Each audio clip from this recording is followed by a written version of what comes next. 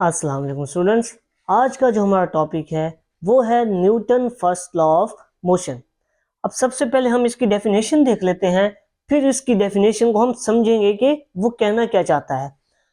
Definition है जी, a body is continuous in state of rest और of uniform motion in a straight line provided no net force act on it.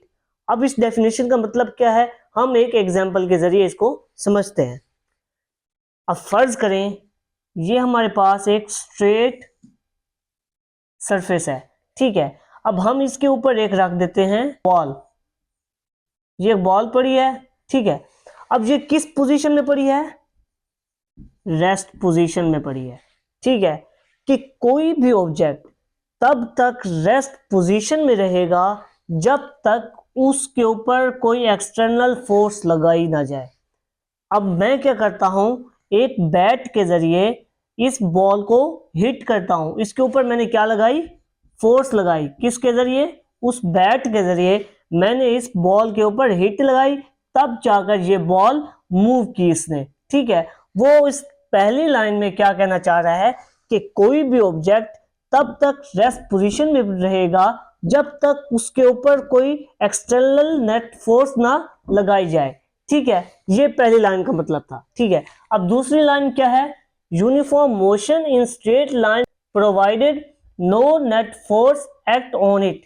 कि कोई भी object अगर uniform straight line में move कर रहा है तो वो तब तक मूव करता रहेगा जब तक उसके ऊपर कोई एक्सटर्नल फोर्स लगाकर उसे रोका ना जाए। अब फर्ज करें मैं एक गाड़ी के ऊपर जा रहा हूं, ठीक है, एक स्ट्रेट लाइन में, तो वो गाड़ी तब तक मूव करती रहेगी जब तक मैं उस गाड़ी की ब्रेक नहीं लगाऊंगा। तो वो ब्रेक असल में क्या है? एक्सटर्नल फोर्स है।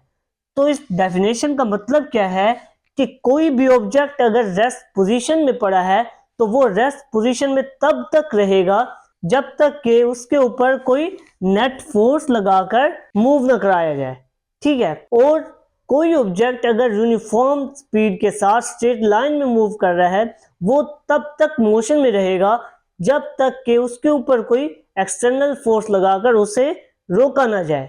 तो ये है हमारा Newton first law of motion.